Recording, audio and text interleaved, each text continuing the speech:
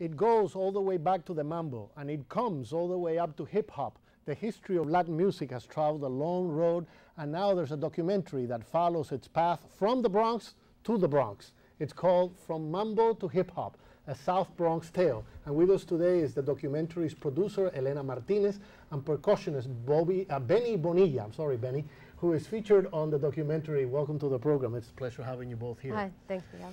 Tell me, Elena, why did you think there was a need to create this documentary in the first place? Well, City Lore is a nonprofit organization that studies, documents, presents grassroots culture in New York City. And we have this project called Place Matters. And Place Matters documents places throughout the city, the 5 boroughs, that people, community members nominate, that they nominate places that they feel holds history. Not the kind of history that we only get normally, like George Washington slept here, but sort of the history from the grassroots culture, from a neighborhood perspective. Right. And a bunch of people, we started working with a bunch of people who told us, well, you know about the Bronx, right? The Bronx has this incredible history. There's all these old clubs were there, the Tropicana, the Hunts Point Palace. So we're like, okay, this sounds like a good idea. So we started interviewing some people. We had, people like the music historian David Karp gave us some leads, and so we would go and we interviewed people like Benny Bonilla, and other musicians, Orlando Marin, and people who were from the Bronx or lived in the Bronx for a very long time and played at all these places. And we started interviewing more and more people. And on video already when you started? No, just preliminary. Without you started just taping basic documentation for our archive. Because what we do, we did that, and then we did the documentation, and then we wrote a little article about it, and then we did some panel discussions at the point. And we put together actually a concert, which was great. Benny can tell you about it. He went to PS 52, which is on Kelly Street. I think it's actually IS 52, or it's another name. It's not PS 52 now. There's a lot of musicians that come from PS 52, right? There's a whole history there. Yeah. Oh, yes. So tell me about that before we go on. Tell me about PS 52 and where your background. She came to you and she said, "Hey, we want to record this history somehow." I don't know how she got my number, but I was thrilled that I was able to speak about the history, because actually I was a rumba musician before Mambo didn't exist. But PS 52 was a schoolyard where we all hung out.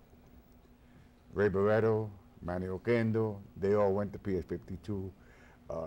Eddie, Mary, all those guys went to 52. So we would hang out in the schoolyard, stickball, etc., etc.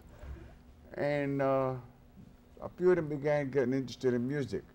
So they would meet in the auditorium. Hector Rivera was one of the lead guys who made a band up there. And from there it started spreading. And it's amazing because that area alone, you know what I mean? Longwood, Kelly, 156th Street, so many musicians came out of that particular area who became legends. But before you got to the auditorium, my understanding, Tito Puente told me this story many years ago. He said that he learned how to play all kinds of percussion on cars. Well, people bang on the cars. All youngsters. Well, they were parked out in the street. Well, I got a quarter. I don't have a hair comb. All young musicians, when they're hanging on the block and they're getting together, one's going, bam, bam, and you would do this, scratch all the cars in the neighborhood, That's what I said. I said, boy, if I was the owner of that car, I'll smack that guy. But they all did it. He was right. Tito was right. Yeah. And he must have made a lot of hole in them hoods because he was a great drummer. Yeah. Elena, tell me about this book. You have this book, and it has to do with that first few steps that you took. Well, actually, this book we have, Hidden New York. City Lore just put this out in the past year. Hidden New York is another culmination of the Place Matters project. We have the South Bronx Latin Music Project, which the film From Mambo to Hip Hop comes out of, and also the PS 52 concert, which we put together, the reunion concert of all the alumni, like which Eddie. Is in the documentary, right? There's clips of that. There's clips of that. And we worked with Park 52, the volunteers from Park 52, to put together. They have an amphitheater. Then we put together this concert. Ray Barretto was there. Manny Oquendo, Benny Bonilla, Orlando Marin, Joe Quijano came from Puerto Rico, and Ray Cohen came from Puerto Rico. It was this great concert. Then that went well, so we did the film.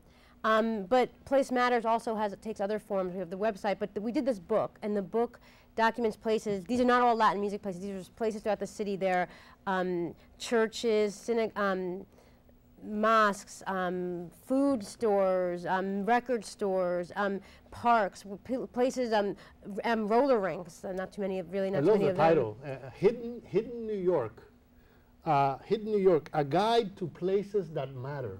I love that. That's wonderful. And that's places matter, and that's what the film grew out of that. And these are this is another part of Place Matters, and we have that in Hidden New York. But you can see in Hidden New York there is a big story on Casa Amadeo, which is also part of the South Bronx Latin Music Project. Casa Amadeo is the oldest record store in the city, in New York City, and it's still there and it's still going strong. And this was one of the places, even though it's not featured in the film, we have done a lot of work, documentation there, and it makes it into the book, but not the film. Let me tell you, I watched your documentary twice now. I watched it again last night at home. You gave me a DVD and I saw it, and it's just wonderful. It's amazing. What you guys did with that DVD is worth seeing. Everybody should see it, and I think we have a little clip. Let me see if my producer tells me that we can roll it. Let's watch this.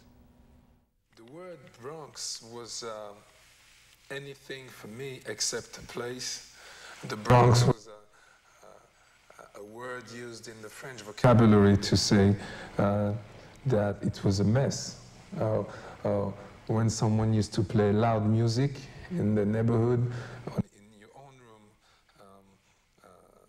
the mother or the father used to come and say, "What do you think you are, in the Bronx?"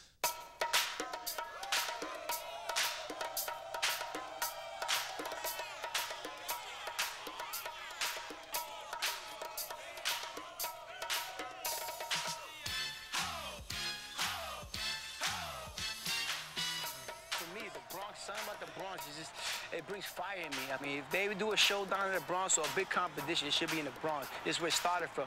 It's more spiritual. If you wasn't from the Bronx, man, you was the beginning somewhere else. We had the most clubs, we had the most musicians. You had to come up to the Bronx. Everybody was coming up to the Bronx. We weren't looking for a way out of the barrio or out of the Bronx. None of that. For us, it was, to some extent, spiritual.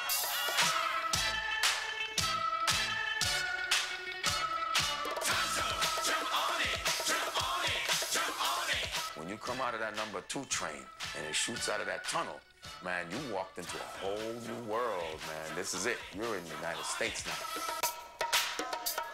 The Bronx is really important because once you leave the islands, whether you come from Puerto Rico or Santo Domingo or Cuba, or you go to the other island, Brooklyn or Manhattan or Queens, then you arrive here, you're on the mainland. This is where everything spreads out.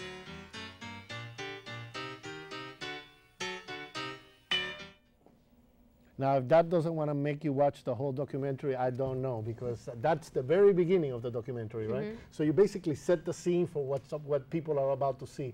And it begins with this guy, this French guy, who talks about the Bronx and how his parents used to tell him when he made a lot of noise, this is not the Bronx or something like that.